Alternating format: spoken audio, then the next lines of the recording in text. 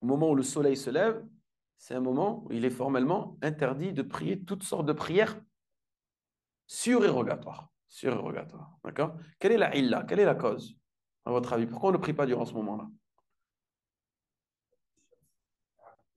Naam, parce qu'il y a des gens hein, qui adoraient le soleil. Regardez le messager sallallahu alayhi wa sallam, hein, il nous en a parlé il y a 1400 ans en arrière, et ces gens-là sont toujours présents. Donc ce culte, il est toujours existant. Il y a des personnes, oui, mais c'était à l'époque du messager. Ça, on l'entend souvent. C'était à l'époque, ça y est, maintenant c'est révolu. C'est ce que tu penses, c'est révolu dans ta tête. Mais est-ce que tu as visité tous les endroits du monde? Est-ce que tu as visité toutes les cultures? Hein? Et je vous dis, subhanallah, si vous regardez en France, chez les chrétiens, les shirkiyat qu'ils font, les koufriyat qu'ils font liés à l'adoration, bon, là, c'est agib. C'est agib. Mais parfois, vous voyez, on ne sait pas exactement ce que pratiquent les autres religions. C'est pour ça que le messager, sallallahu alayhi wa sallam, à chaque fois qu'il peut essayer d'éloigner sa communauté d'une adoration ou bien d'une coutume qui est en contradiction avec la aqidah du musulman, le messager, sallallahu alayhi wa sallam, il va nous l'interdire. D'accord?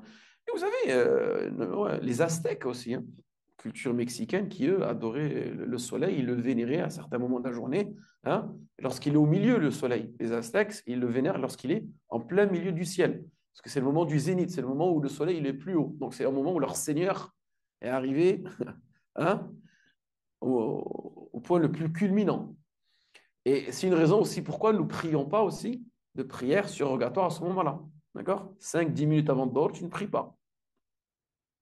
À moins que ce soit une prière obligatoire. D'accord?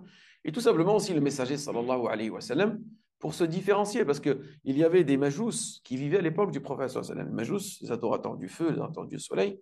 Donc ces gens-là, le messager, pour expliquer que notre religion elle est bien différente qu'eux, ben, on ne priait pas durant ces moments spécifiques. Donc il y a combien de moments durant lesquels on n'effectue aucune prière surrogatoire? Après l'Asr, au moment du shuruq et au moment du zénith, au moment du Dhuhr.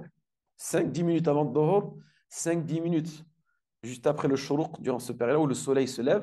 Donc vous voyez, c'est au moment où le soleil se lève, le soleil au moment où il arrive à un point culminant, d'accord? Hein? Et après le Asr, au moment où le soleil va se coucher, d'accord? À partir de ces moments-là, ces 3 moments-là, tu n'effectues aucune prière surrogatoire.